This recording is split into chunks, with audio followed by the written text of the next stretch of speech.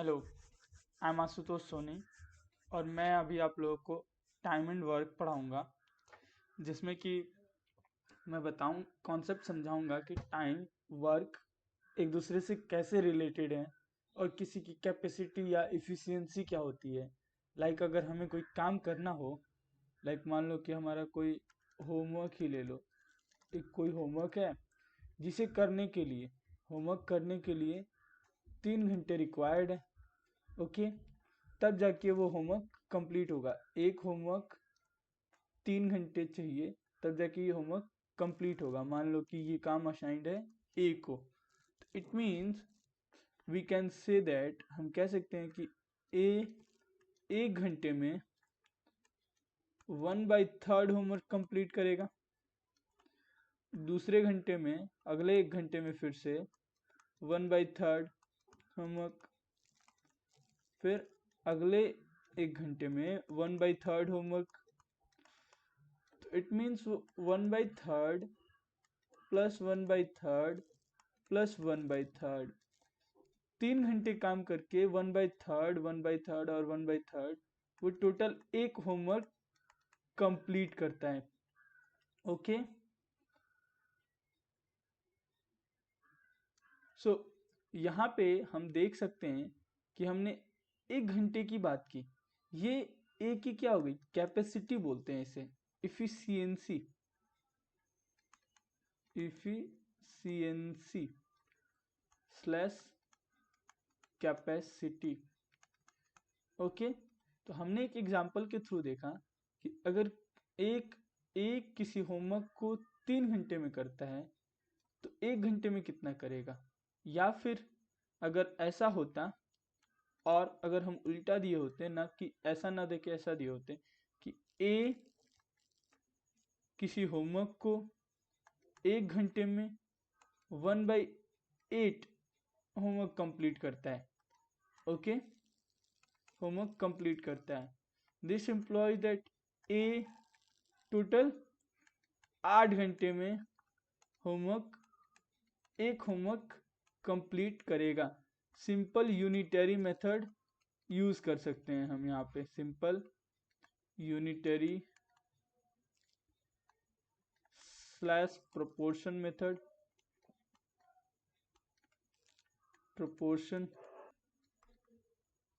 Proportion method.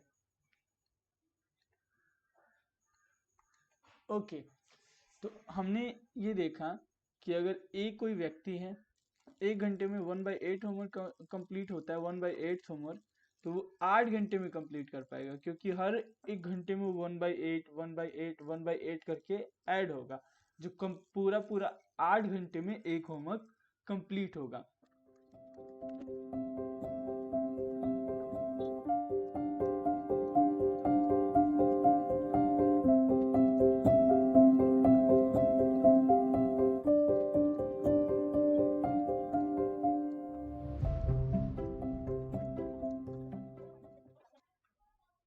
So in general, अगर हम general देखें, अभी हमने जस्ट एक पर्टिकुलर एग्जांपल देखा, अब हम जनरल की बात करें कि ए किसी काम को कंप्लीट करता है n दिनों में, n डेज में। यहाँ टाइम है, तो टाइम वो डे हो सकता है, मंथ हो सकता है, आवर्स हो सकते हैं, मिनट्स हो सकते हैं, तो टाइम कैसे भी हो सकता है। ओके, और सिमिलरली यहाँ जो वर्क है ये एक से ज़्यादा भी हो सकता है, but most of the cases हम यहाँ वर्क एक ही लेते हैं।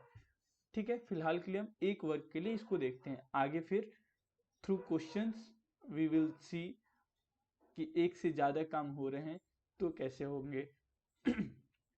सो अगर एक काम n दिन में करता है तो एक दिन में, यूनिटरी मेथड से हम देख सकते हैं कि अगर n दिन में एक काम, तो एक दिन में 1/n work.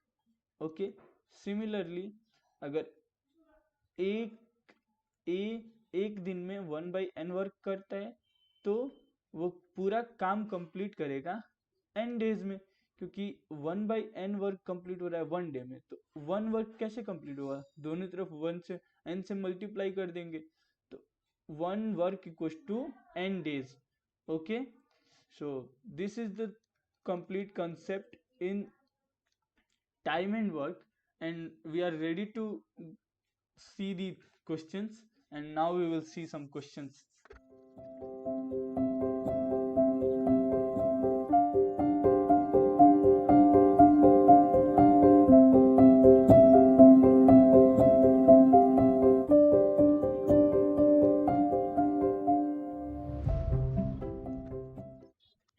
In this example we are seeing that, हम ये देख रहे हैं कि एक आदमी ए एक काम को 12 दिनों में करता है, बी उस काम को 15 दिनों में कर सकता है।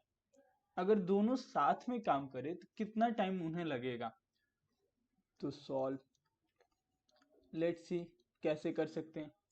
ए 12 days 1 work, 1 days 1 day 1/12 work. Now for B के लिए अब देखते हैं। B 15 days 1 work, 1 day 1/15 work. क्योंकि ये दोनों साथ काम कर रहे हैं तो दोनों के एक दिन का काम ऐड होगा, ऐड होना चाहिए। ओके, लेट्स सी अगर हम देखते हैं A plus B both are working together, A plus B 1 day work, 1 day work will be 1/12 plus 1/15। Now अब हम लोग इसका एलसीएम लेके सॉल्व कर सकते हैं इसको। तो एलसीएम 60, 5 + 4 9/60 3/20 वर्क। ओके, ए प्लस बी एक दिन में 3/20 वर्क कंप्लीट करते हैं। ओके,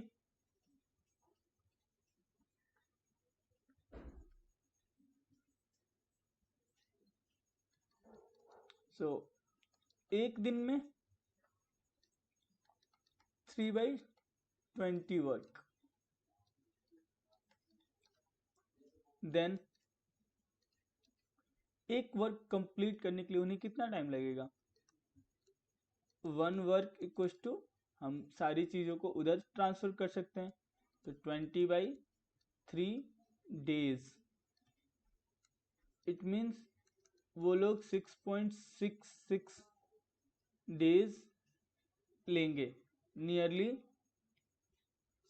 6 दिन और 12 घंटे से ज्यादा। ठीक है,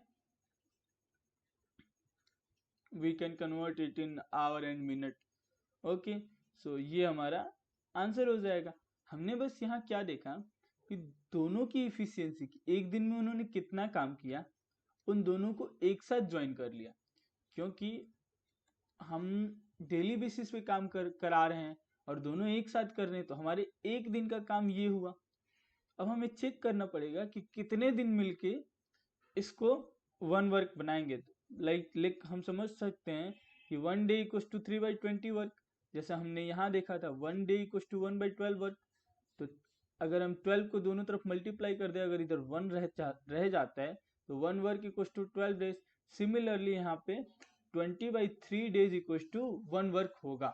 ओके, तो अगर दोनों साथ में काम कर रहे होंगे तो 6.66 डेज लगेंगे।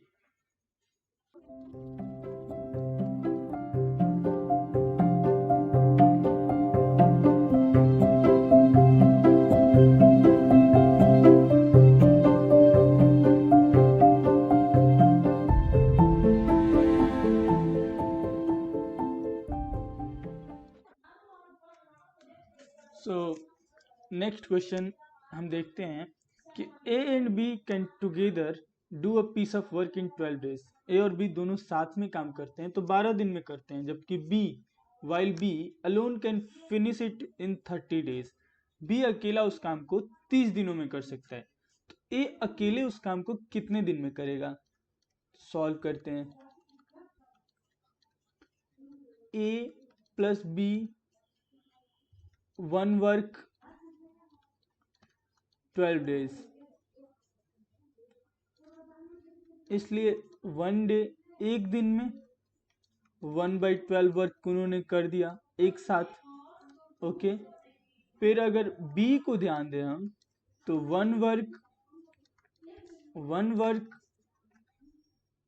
30 डेज, इट मीन्स वो 1 डे में, एक दिन में 1/30 वर्क उसने कंप्लीट किया होगा बी ने। तो 1/12 वर्क एक साथ कंप्लीट हो रहा था, और अकेले बी ने एक दिन में 1/30 वर्क किया है, तो जो बचा हुआ काम होगा वो ए ने किया होगा। तो like A 1 day work equals to 1/12 work minus 1/30 work. LCM will be 60. 5 minus 2, 3/20,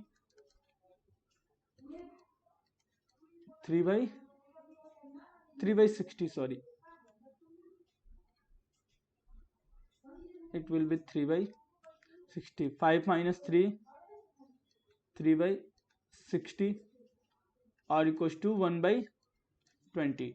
तो हमें ये मिल गया कि ए एक दिन में 1/20 वर्क कंप्लीट कर सकता है। Okay, 1 day work I have listed there, so हमें यहाँ लिखने की जरूरत नहीं है, फिर भी समझने के लिए। सो एक दिन में 1/20 काम किया, 1/20 वर्क किया, तो ए 1 day work 1/20 work, then 1 work will be completed into 20 days। हम सिंपल यूनिटरी मेथड या प्रोपोर्शनल मेथड जो अभी तक यूज करते आ रहे थे, जैसे कि 1 डे अगर एक दिन में 1/n वर्क कंप्लीट हो रहा है, तो n डेज में 1 वर्क कंप्लीट होगा। सो ये हमारा आंसर हो गया कि A alone can finish the work in 20 days. तो सिंपली हमें समझना है क्वेश्चन को कि कैसे कर रहे हैं, और फिर यूजिंग इफिशियंसी, कैपेसिटी, एक दिन में कितना कर सकते हैं, और इनको आपस में रिलेट करके हम क्वेश्चंस सॉल्व कर सकते हैं। Okay, thank you.